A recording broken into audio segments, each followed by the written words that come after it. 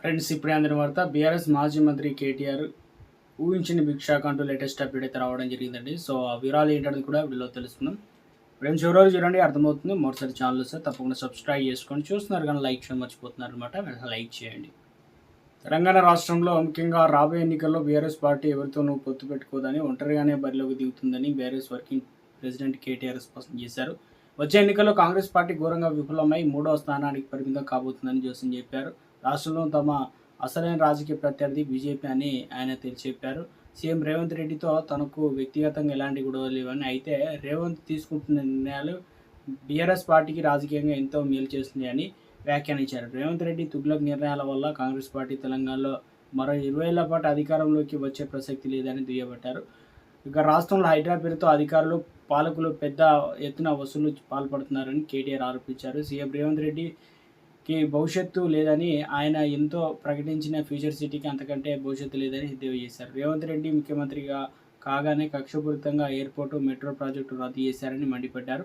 ఒకవేళ బీఆర్ఎస్ అధికారంలో ఉంటే ఈపాటికే ఎయిర్పోర్ట్, మెట్రో పనులు పూర్తయి ప్రజలకు అందుబాటులోకి వచ్చేవని చెప్పేసి అన్నారు. ఇక మున్సిపల్ శాఖ సీఎం పరిధిలో ఉందని, హైదరాబాద్ వర్షం పడినా ప్రజలకు ఇబ్బంది ఎదురవుతున్న బాధ్యత ఎవరిదని ప్రశ్నించారు. గత 50 ఏళ్లు పాలించిన కాంగ్రెస్ పార్టీ నగరాన్ని అద్దంలో మాకు అప్పగిస్తే మేము చెడగొట్టామా అని ఎద్దేవా చేశారు. త్వరలోనే భారీగా బస్సు యాత్ర, పార్టీని క్షేత్రస్థాయిలో బలోపేతం చేసేందుకు బీఆర్ఎస్ అధినేత కేసీఆర్ త్వరలోనే బీఆర్ఎస్ యాత్ర అంటే భారీ బస్సు యాత్ర చేపట్టబోతున్నట్లు కేటీఆర్ అయితే వెల్లడించారు. యాత్రకు సంబంధించి సమయాన్ని, రూట్ మ్యాప్ కేసీఆర్ స్వయంగా నిర్ణయిస్తారని చెప్పారు.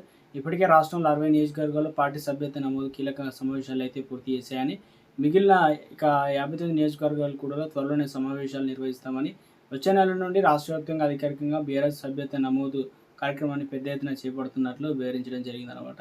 సో రాష్ట్రంలో హాట్ టాపిక్గా మారింది. తెలంగాణ రాష్ట్రంలో ఎట్టి పరిస్థితుల్లోనూ అధికారంలోకి బీఆర్ఎస్ రావాలని, బీజేపీ ఎలాగైనా సరే అధికారంలో ఈసారి రావాలని చెప్పేసి, అదేవిధంగా కాంగ్రెస్ ఉన్న అధికారాన్ని అంటే నిలబెట్టుకోవాలని చెప్పేసి ఎవరికి వారు రాజకీయంగా ఇప్పటి నుంచే వ్యూహరచన చేస్తున్నారు. మొత్తానికైతే రాష్ట్రంలో త్వరలోనే ఎంపీటీసీ, జెడ్పీటీసీ ఎలక్షన్లు అయితే జరగబోతున్నాయి కదా. అందుకు సంబంధించి సో రాష్ట్ర వ్యాప్తంగా హాట్ టాపిక్గా మారింది అంటున్నారు.